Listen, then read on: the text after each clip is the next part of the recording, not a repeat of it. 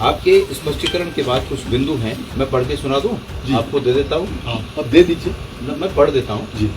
अंकिता भंडारी हत्याकांड में आपके द्वारा समाचार चैनल एवं सोशल मीडिया में प्रस्तुत स्पष्टीकरण के उपरांत कुछ आशंकाओं के निराकरण के बाबत महोदय, आप अवगत हैं कि अंकिता भंडारी हत्याकांड में भारतीय जनता पार्टी के पूर्व विधायक की पत्नी द्वारा अपने पूर्व विधायक पति एवं स्वयं के बीच हुई वार्तालाप को सोशल मीडिया पर जारी किया गया है, जिसमें तथाकथित पूर्व विधायक यह कहते हुए सुने जा रहे हैं कि प्रश्नगत प्रकरण में कथित वीआईपी दुष्यंत कुमार गौतम उर्फ गट्टू हैं। तदुपरांत आपके द्वारा राज्य सरकार या पुलिस विभाग की ओर से समाचार चैनलों एवं सोशल मीडिया के माध्यम से वीडियो जारी कर स्पष्टीकरण दिया गया। हमारा स्पष्ट मत है कि अंकिता भंडारी हत्या प्रकरण में कोई न कोई व्यक्ति कथित वीआईपी अवश्य था, जिसकी इच्छा पूर्ति न करने के एवज में अंकिता भंडारी की निर्ममता पूर्वक हत्या कर दी गई। 4 दिनों से ये सोच रहा था कि हम सब लोग कांग्रेस के हमारे सभी साथी लोग जो सरकार के द्वारा पुलिस विभाग के द्वारा जो स्पष्टीकरण आए हैं अंकिता भंडारी हत्याकांड में, उन स्पष्टीकरणों के बाद तमाम प्रश्न खड़े होते हैं और मेरे मन में था कि मैं इन प्रश्नों को लिख कर पुलिस विभाग को दूं और वो अपना समय लेकर उन प्रश्नों का उत्तर दें। पुलिस विभाग का ये कहना कि जिसके पास सबूत हों वो पुलिस में आए, वो न्यायालय में जाए, मैं समझता हूं कि इस प्रकरण को और संदेह को और गहराता है। पुलिस इस बात को अच्छी तरह जानती है कि उस दिन सबूत करने की शुरुआत मुख्यमंत्री कार्यालय से हुई। ये स्पष्ट है कि मुख्यमंत्री कार्यालय से वहां उस कक्ष को, जिस कक्ष में अंकिता भंडारी निवास करती थी, सोती थी, उस कक्ष को मुख्यमंत्री आवास के निर्देशों के बाद तोड़ा गया। रात को मुख्यमंत्री ने इसका श्रेय लेने की कोशिश की। हमने आज स्पष्टीकरण मांगा है सरकार से कि पुलिस विभाग या सरकार स्पष्टीकरण दे कि क्या मुख्यमंत्री ने उस कक्ष को तोड़ने का श्रेय लेने की कोशिश की थी, और यदि की थी तो ये माना जाए कि उसके निर्देश मुख्यमंत्री ने दिए थे। वहां की विधायक ने भी इस बात को स्वीकार किया कि उन्होंने एक बहुत बड़े पुण्य का काम किया कि उस कक्ष को तोड़ा, वहां आग लगाई। उसको निश्चित रूप में वो सबूत नष्ट करने का प्रकरण था और हमने ये कहा है कि एसआईटी ने क्या उनसे पूछताछ की।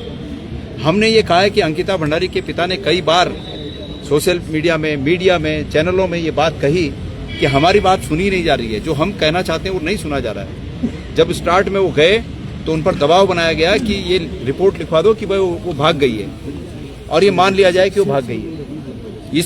ये किसकी मंशा थी कि ये बात स्थापित हो जाए कि वो भाग गई है? हम ये जानना चाहते हैं। हम ये जानना चाहते हैं कि अंकिता भंडारी के पिता ने ये कहा है चैनल को कि भाई जो वीआईपी था चैट में, अंकिता के चैट में जो वीआईपी था उसकी खोज नहीं की गई और स्पष्ट और मंत्रियों के द्वारा एक भ्रम फैलाने की कोशिश की गई, सरकार के द्वारा एक भ्रम फैलाने की कोशिश की गई, मुख्यमंत्री के द्वारा एक भ्रम फैलाने की कोशिश की गई और जांच एजेंसी भी उसी पर मोहर लगा रही है कि वीआईपी कोई व्यक्ति नहीं था, वीआईपी एक कमरा था।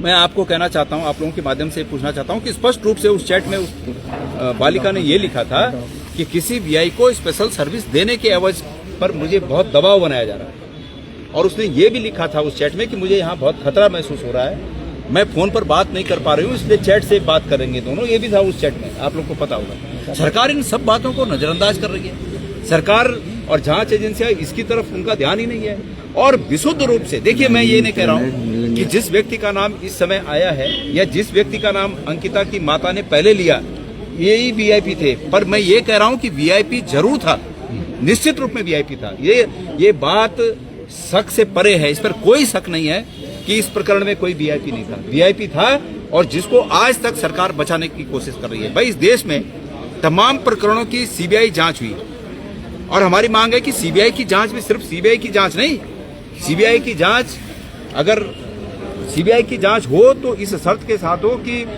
सुप्रीम कोर्ट के किसी माननीय न्यायाधीश की अध्यक्षता में सीबीआई जांच हो और अगर सरकार पारदर्शी है तो सरकार सीबीआई की जांच को ऐसे अध्यक्ष की अध्यक्षता में कराए जिस पर कि हम लोग विश्वास व्यक्त कर सकें। हम कहें कि इन जजों के अध्यक्षता में ये सीबीआई की जांच हो, कराए ना। देश में इतने कांड अतीत में जब हुए सीबीआई जांचें हुई, कोई बड़ी बात तो है नहीं कि सीबीआई क्यों नहीं करानी चाहिए।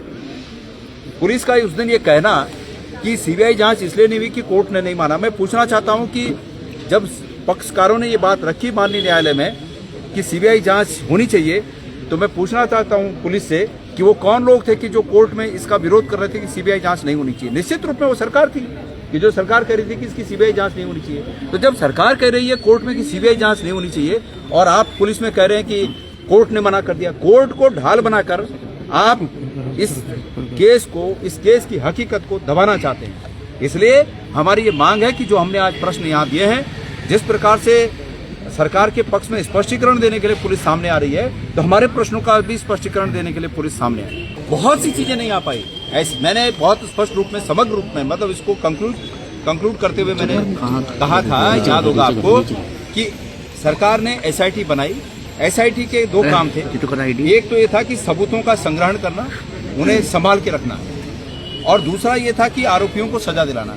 एसआईटी ने ठीक इसके विपरीत काम किया, सबूतों को नष्ट किया और आरोपियों को बचाया, संभावित जो अपराधी हैं उन अपराधियों को बचाया। और आज तक एसआईटी और उत्तराखंड पुलिस सरकार के दबाव में इसी काम में लगी है कि किसी प्रकार ये बातें गौण हो जाएं, जनता के जेहन से मिट जाएं।